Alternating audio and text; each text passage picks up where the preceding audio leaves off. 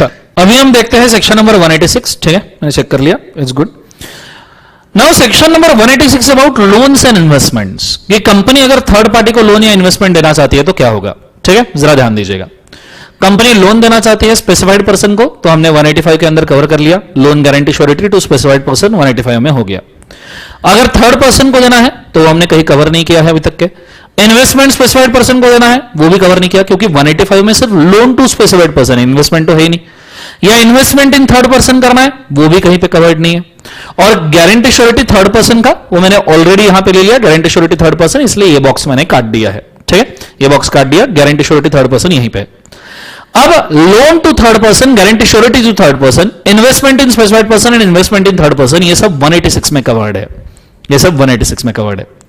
अब 186 के अंदर अगर आप लोन गारंटी श्योरिटी इन्वेस्टमेंट दे रहे हो, लोन इन्वेस्टमेंट गारंटी श्योरिटी चारों में से कुछ भी दे रहे हो टू थर्ड पर्सन और टू स्पेसिफाइड पर्सन को इन्वेस्टमेंट्स, तो ऐसा कि इसमें अप्रूवल्स की बौछार है, अप्रूवल्स की बरसात है. कई सारे कई खतरनाक अप्रूवल्स है. तो जरा ध्यान दीजिएगा, बड़े अच्छे से बोर्ड के ऊपर ध्यान दीजिएगा तो समझ में आएगा, अदरवाइज समझ में आना मुश्किल है. सबसे पहले अगर आप कोई भी लोन इन्वेस्टमेंट गारंटी श्योरिटी कर रहे हो तो आपको बोर्ड ऑफ डायरेक्टर का यूनानिमस रेजोल्यूशन लगेगा. इवन फॉर सिंगल कॉन्ट्रैक्ट, एक सिंगल कॉन्ट्रैक्ट के लिए भी बोर्ड का यूनानिमस रेजोल्यूशन लगेगा. सर हाय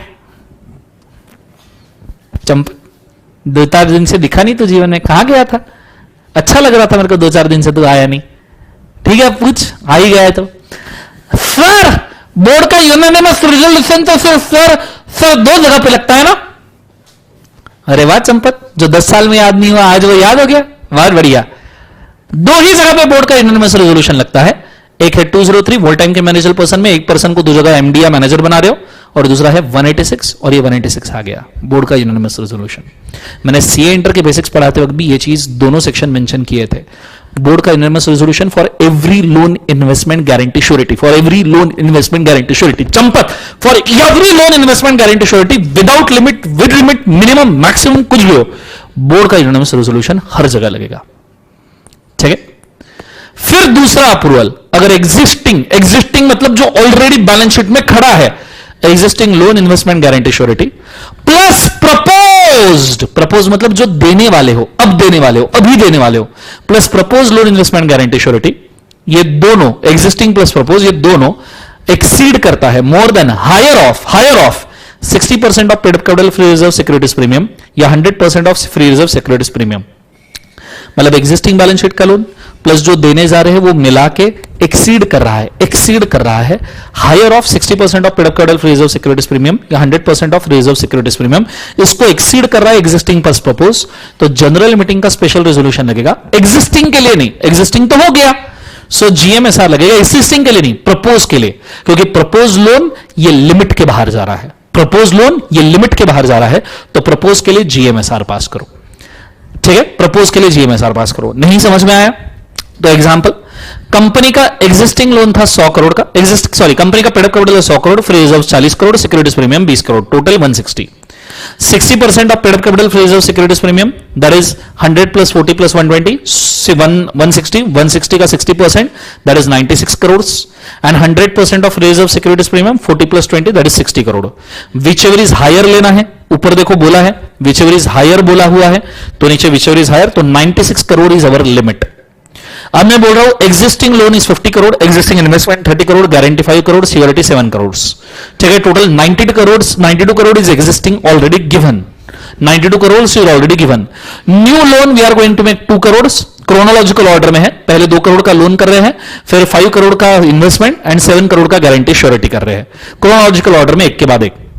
अब ध्यान देना, एग्जिस्टिंग 92 करोड़ का लोन प्लस प्रपोज 2 करोड़ का लोन, प्रपोज 2 करोड़ का loan, approved loan, approval for loan amount of 2 crore, propose 2 crore, total 94 crore, 94 crore is less than 96 crore, तो required resolution is BMUR only. Board का यूनानिमस रेजोल्यूशन स्पेशल नहीं लगेगा जनरल मीटिंग का, क्योंकि 96 करोड़ के लिमिट में है. जो हमारी 96 करोड़ की हमने लिमिट निकाली ना, ये वाली, इसके तो लिमिट में है वो, इसलिए BMUR लगेगा, GMSR नहीं लगेगा.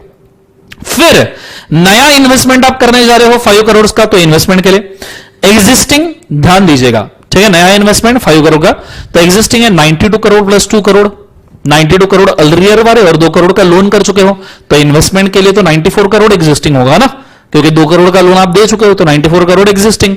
नाउ एग्जिस्टिंग प्लस प्रपोज मतलब 94 crore plus investment of 5 crore. Investment of 5 crore is 99 crore. Whether 99 crore is exceeding 96 crore वाली लिमिट, तो आंसर है यस.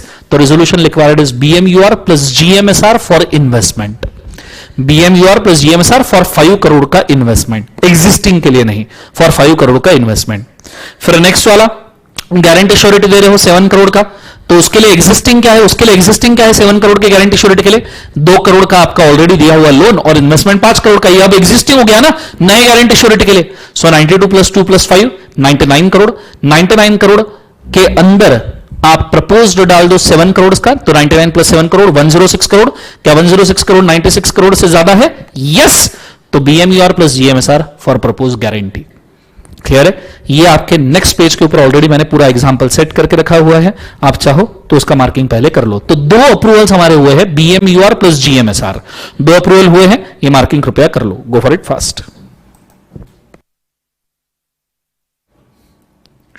मार्किंग हो गया, बहुत बढ़िया. सो ये आपको आई गेस समझ में आया होगा. ठीक है. फिर उसके बाद में अगला आता है, इन केस अगर आपने पीएफआई से लोन लिया है, मतलब पब्लिक फाइनेंशियल इंस्टीट्यूशन से लोन लिया है, एज पर 2 सबसेक्शन 72 में पीएफआई डिफाइंड है, जिसमें एलआईसी, एसबीआई, आईडीएफसी, यूटीआई ये 4 आते हैं mainly, and any PFI notified by CG. फिलहाल तो 4 आते हैं.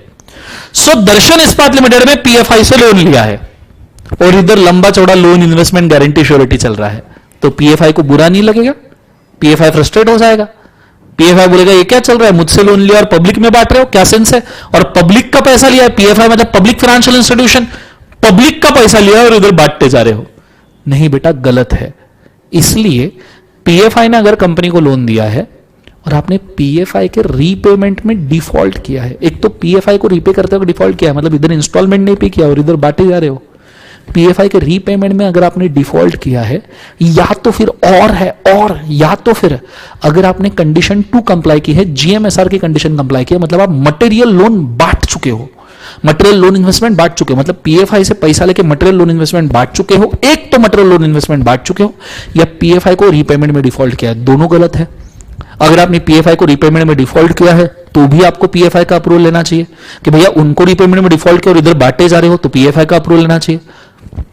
या तो फिर पीएफआई से लोन लिया है और इधर मटेरियली बांट रहे हो, मटेरियली लोन बांट रहे हो, तो भी पीएफआई का अप्रूवल लेना चाहिए. उनको तो थ्रेट है ना, दोनों के बीच में और है, मतलब डिफॉल्ट किया है तो भी पीएफआई का अप्रूवल, मटेरियल लोन बांट रहे हो, लोन इन्वेस्टमेंट गारंटी श्योरिटी, तो भी पीएफआई का approval. Any one of the condition is satisfied, approval of PFI is required. This is third approval. पहला बीएमयूआर, दूसरा जीएमएसआर, तीसरा पीएफआई अप्रूवल. अब थोड़ा सा ध्यान दीजिएगा कि पीएफआई अप्रूवल कैसा है, ध्यान दीजिएगा. अगर जीएमएसआर की कंडीशन कंप्लाई की है या जीएमएसआर की कंडीशन कंप्लाई नहीं की है, पीएफआई का डिफॉल्ट किया है या पीएफआई का डिफॉल्ट नहीं किया है, उस केस में जीएमएसआर की कंडीशन कंप्लाई की है और डिफॉल्ट भी किया है, जीएमएसआर की कंडीशन कंप्लाई की है, डिफॉल्ट भी किया है, पीएफआई अप्रूवल लगेगा.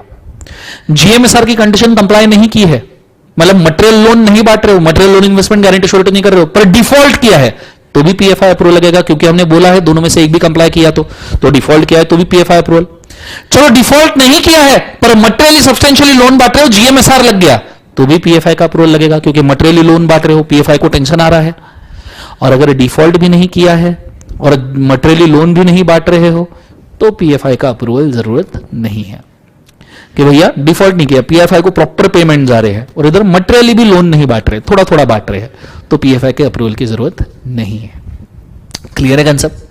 और ये जितने भी अप्रूवल है सब प्रपोज्ड लोन के लिए, मतलब बीएमयूआर बोलो, जीएमएसआर बोलो, पीएफआईएल बोलो, ये सब प्रपोज्ड लोन के लिए. चौथा कंडीशन और सबसे आखिरी, कोई भी डिफॉल्ट नहीं होना चाहिए डिपॉजिट और इंटरेस्ट के पेमेंट में. ये नॉर्मल से है, कोई भी डिफॉल्ट नहीं होना चाहिए डिपॉजिट और इंटरेस्ट के पेमेंट में. नहीं तो डिपॉजिटर से पैसा लिया, उनका इंटरेस्ट और डिपॉजिट नहीं दे रहे, उधर पैसा बांट रहे, गलत है. कोई भी स्टैट्यूटरी ड्यूज के पेमेंट में डिफॉल्ट नहीं होना चाहिए, जैसे provident fund, EIS, superannuation, bonus, gratuity, इनके अंदर नहीं होना चाहिए. जिस रेट पे आप लोन या इन्वेस्टमेंट दे रहे हो वो गवर्नमेंट इंटरेस्ट रेट से ज्यादा होना चाहिए, गिल्ट सिक्योरिटी से ज्यादा. मैंने आपको ऑलरेडी बोला ना, नहीं तो क्या होगा, थर्ड पार्टी आपसे लोअर इंटरेस्ट रेट के ऊपर पैसा लेगा 2-3% पे, गवर्नमेंट के पास देगा 6% पे, बीच में 2-3% कमा लेगा. तो आप जिस इंटरेस्ट रेट पे लोन दे रहे हो और या इंटरेस्ट दे रहे हो वो गवर्नमेंट गिल्टेज सिक्योरिटीज से ज्यादा होना चाहिए। ऐसा ना हो कि लोन आपसे ले और गवर्नमेंट के अंदर इन्वेस्ट कर देना, ये ना ही होना चाहिए। आखिरी, register of loan investment section 187 में आपको मेंटेन करना जरूरी है। ठीक है, register of loan investment maintain करना जरूरी है। यह है आपका सेक्शन 186 पूरा का पूरा। एक और चीज है, किसी भी कंपनी को maximum 2 layer of investment subsidiary allowed है, maximum 2 layer investment subsidiary. For example Darshan Ispat limited की अगर कोई सब्सिडरी है, खरे इस्पात लिमिटेड, खरे इस्पात लिमिटेड की निलय इस्पात लिमिटेड, ऐसी 3-4 सब्सिडरी है। अगर ये नॉर्मल सब्सिडरी है, नॉर्मल सब्सिडरीज है, तो normal subsidiary any number allowed, any number के नॉर्मल सब्सिडरी अलाउड है, एनी नंबर के नॉर्मल सब्सिडरी अलाउड है। लेकिन ये इन्वेस्टमेंट सब्सिडरी है। अगर यही सब्सिडरीज इन्वेस्टमेंट सब्सिडरी है, इन्वेस्टमेंट सब्सिडरी मतलब इन्वेस्टमेंट कंपनी है, तो आपको 2 लेयर ही अलाउड है। 2 लेयर मतलब this is kill is layer 1 and nil is layer 2। डिल से किल लेयर 1, किल से निल लेयर 2। तो investment company maximum 2 layers allowed, maximum 2 layers allowed, 2 के ऊपर अलाउड नहीं, क्योंकि इन इन्वेस्टमेंट कंपनी के और कितने लेयर्स होंगे। ठीक है, नॉर्मल है तो एनी नंबर अलाउड, नॉर्मल है तो एनी, कि दिल के नीचे किल, किल के नीचे नीचे, निल के नीचे और बिल, डिल, झिल, झिल सब अलाउड। लेकिन इन्वेस्टमेंट है तो सिर्फ 2 लेयर, दिल के नीचे किल, किल के नीचे nil, that's all, game over. Idea clear है? यहां मैंने 186 के मैक्सिमम कंटेंट को कवर कर लिया है, ये चीज को आप कृपया याद रखिएगा। ठीक है, चाहिए तो एक बार चेक कर लीजिए, और ये जो मैंने मार्किंग की है वो भी कर लीजिए। गो फॉर इट फास्ट।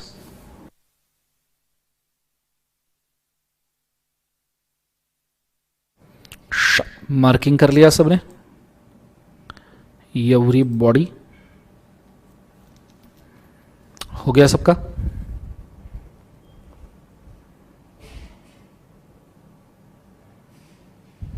ओके, अब यहां पे आपका सेक्शन नंबर 186 खत्म होता है पूरे तरीके से। ठीक है, 186 के अंदर कुछ चीजें आपको एक्सप्लेन करनी है, जैसे बाकी तो रीडिंग आप कर सकते हो। एक 186 के अंदर एक छोटा सा पॉइंट है सेबी वाला, वो मैं आपको मेंशन कर दूं। यहां पे अगर आप देखोगे तो 2.73 के ऊपर बोला है कि स्टॉक ब्रोकिंग कंपनीज के ऊपर अगर आप चाहो तो रिस्ट्रिक्शन लगा सकते हो। स्टॉक ब्रोकिंग कंपनीज अगर लोन इन्वेस्टमेंट गारंटी श्योरिटी करना चाहते हैं तो उनको सेबी का अप्रूवल लगेगा। बस ये एक एडिशनल कंडीशन 186 सबसेक्शन 6 में बोला है। बाकी सभी की सभी चीजें मैंने पढ़ा दी है नियरली। हां, एक और चीज है कि सेक्शन 8 कंपनी जो है,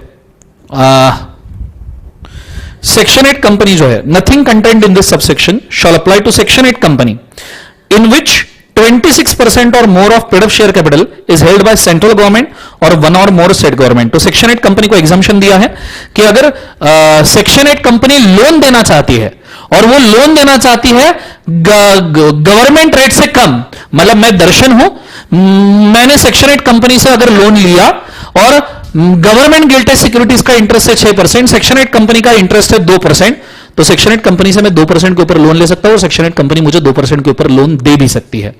यह एग्जाम्पशन बोला है, मतलब सेक्शन 8 कंपनी जब लोन देगी तो उसका इंटरेस्ट रेट गवर्नमेंट गिल्टेज सिक्योरिटी से कम होगा। क्यों? क्योंकि उसको कमाने का मौका मिलेगा। वैसे भी चैरिटेबल कंपनी चैरिटेबल चीजों में इन्वॉल्व है, तो बेसिकली ये तो अच्छी बात है कि उसने डोनेशन नहीं दिया, कम रेट ऑफ इंटरेस्ट के ऊपर लोन दिया, तो सेक्शन 8 कंपनी को तो वैसे भी चैरिटेबल डोनेशन अलाउड है, तो कम रेट ऑफ इंटरेस्ट के ऊपर तो और भी ठीक है। ठीक है, ये चीज को आपने याद रखना। तो सेक्शन 8 कंपनी का एक एग्जाम्पशन अलग सी बात है, बाकी सब चीजें मैंने नियरली आपको समझा के रख दी है। हां, ये सेक्शन किस किस को नहीं लगता वो भी एक बार मैं मेंशन कर दूं, उसका भी एक अच्छा खासा लिस्ट है कि सेक्शन किस किस को एप्लीकेबल नहीं है। ये मैंने स्टार्टिंग में ही लिख के रखा है। लोन एंड इन्वेस्टमेंट का सेक्शन है, तो जिनका मेन बिजनेस ही लोन इन्वेस्टमेंट है उनको सेक्शन ऑब्वियसली अप्लाई नहीं होगा, नहीं तो हर बार बीएमयूआर, इधर लोन देना है बीएमयूआर, बैंकिंग कंपनी उसको लोन देना है बीएमयूआर, जीएमएसआर नहीं चलेगा। So section is applicable to all companies except banking company, insurance company, housing finance company, infrastructural finance companies, NBFCs को एप्लीकेबल है, business of acquisition of security मतलब investment company को applicable है, government company को applicable है, and government company अगर है other than listed company government company है तो उन केसेस में भी ये सेक्शन एप्लीकेबल है। सॉरी, माय मिस्टेक, इनको एप्लीकेबल नहीं है। So section is not applicable, my mistake, section is not applicable to banking company, insurance company, housing finance company, infrastructure finance, NBFC, investment company, government company, and government company जो listed नहीं है उनको भी ये section applicable नहीं है। ठीक है, ये चीज को आपने बड़े अच्छे से याद रखना है। यहां आपका एक और सेक्शन कंप्लीट होता है 186 loans and investments by company, 2 layer investment subsidiary मैंने ऑलरेडी समझा के रख दिया है। Restriction on making loan and investment, यही 60% 100% वाला कंडीशन है। फिर नीचे लोन गारंटी श्योरिटी, तो उसके अंदर स्पेशल रेजोल्यूशन की कंडीशन बोली है, वो मैंने आपको समझा दी है। डिस्क्लोजर इन जनरल मीटिंग, ये आपको करना पड़ेगा जीएमएसआर पास करने के पहले। बीएमयूआर की सब कंडीशन मैंने आपको समझा दी है। पीएफआई अप्रूवल जो लिखे हुए वो मैंने आपको समझा दिए है। Restriction on stock broking agency समझा दिया है। रेट ऑफ इंटरेस्ट, ये गवर्नमेंट गिल्टी सिक्योरिटी से कम होना, ज्यादा होना चाहिए, ये बोला है। उसका सेक्शन 8 कंपनी का एग्जाम्पशन समझा दिया है। Restriction on default in deposit, ये समझाया है। रजिस्टर सेक्शन 187 में मेंटेन करना है, ये भी मैंने आपको मेंशन किया है। फिर उसके बाद में वो रजिस्टर कैसे मेंटेन करना है उसको थोड़ा सा रीड करना है आपको सिर्फ। इंस्पेक्शन ऑफ रजिस्टर कैसे होगा ये भी बोला है।